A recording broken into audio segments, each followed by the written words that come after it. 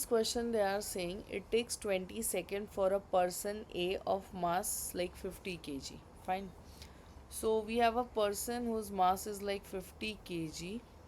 So firstly I'll state the mass. I'll write it as mass A. तो ये मेरा कितना है कुछ 50 kg है. It takes 20 second for a person है मतलब जो टाइम ए को लग रहा है वो कुछ 20 सेकेंड होगा. विल रीड फर्दर तो clarity will come. To climb up the stair while the another person B of same mass मतलब मास ऑफ B जो है ना वो भी कितना है 50 kg ही है but he is taking does the same in 15 seconds. तो ये जो टाइम है वो कंपैरेटिवली कम ले रहा है 15 सेकेंड्स.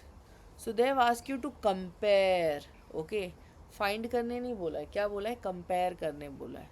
तो एक तो उसने तुमसे वर्क डन ए अपॉन वर्क डन बी बोला है कि मतलब वर्क डन का रेशो क्या है. कंपेयर का क्या मतलब होता है, हम रेशो लेते हैं ना.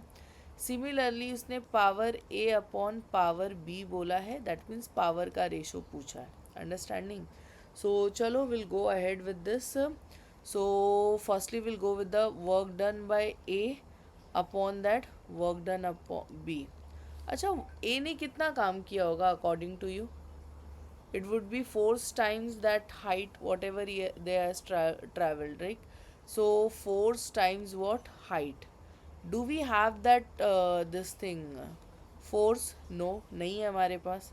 अच्छा, फोर्स नहीं है तो हम इसको क्या लिख सकते थे, M G H. Over ear also we could have written M G H. Fine. Further mass जो है दोनों का सेम है, that will come like 50. G जो है वो भी सेम है.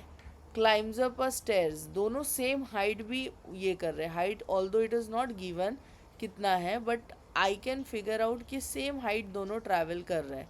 मतलब हाइट भी सेम है तो हाइट हाइट भी कैंसिल हो गया, ये भी कैंसिल हो जाएगा और ये भी कैंसिल हो जाएगा.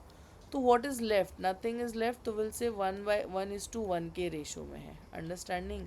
तो वर्क डन का जो रेशो है इट इज़ लाइक 1:1 का रेशो है.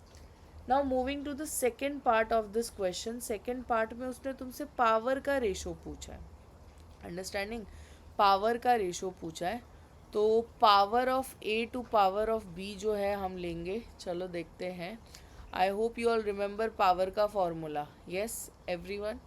सो power of A upon that power of B. अच्छा, पावर का फॉर्मूला बताओ क्या है. पावर जो है ये मेरा वर्क डन अपॉन टाइम होता है. अंडरस्टैंडिंग. पावर का क्या फॉर्मूला है, वर्क डन अपॉन टाइम होता है. अच्छा, वर्क डन का वर्क डन तो मैं पहले क्या लिखूँगी, work done by A upon that time of A. समझ रहे हो, मैंने पहले वाले के लिए एज इट इज़ लिख दिया. अच्छा, दूसरा वाला किधर है बच्चा, डिनोमिनेटर में है. तो जब वो डिनोमिनेटर में है तो मुझे ना मतलब ऐसे फिर इसके नीचे लिखना चाहिए था. मतलब it should be like this कि I would have written in such a manner work done upon B upon time of B. But फिर वो डिनोमिनेटर का denominator and all this will go ahead. तो हम लोग इसको क्या करते हैं ना, ऐसे नहीं लेके जाते, हम इसको मल्टीप्लिकेशन में कन्वर्ट कर देते. You are all grade 10 student, तो but obviously you all have done this types of mathematics.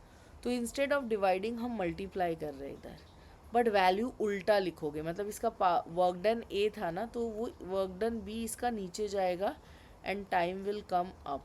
Understanding how it will go. So this is the scenario. अभी तुमको रेशो तो पता ही है वर्क डन का. Put it that time of A was 20 second, वो भी लिख दो. टाइम ऑफ बी कितना था, 15 था, mention that and again 1 will come. Now see the cancellation, ये 3 ज़ा और ये हमारे पास 4 ज़ा. तो power of A upon power of B जो है it would be in a ratio of 3/4. Understanding. what is the ratio of power, it is 3/4. So hope that solution is clear to all of you. If in case you have any doubt, so you may reach to us. Thank you.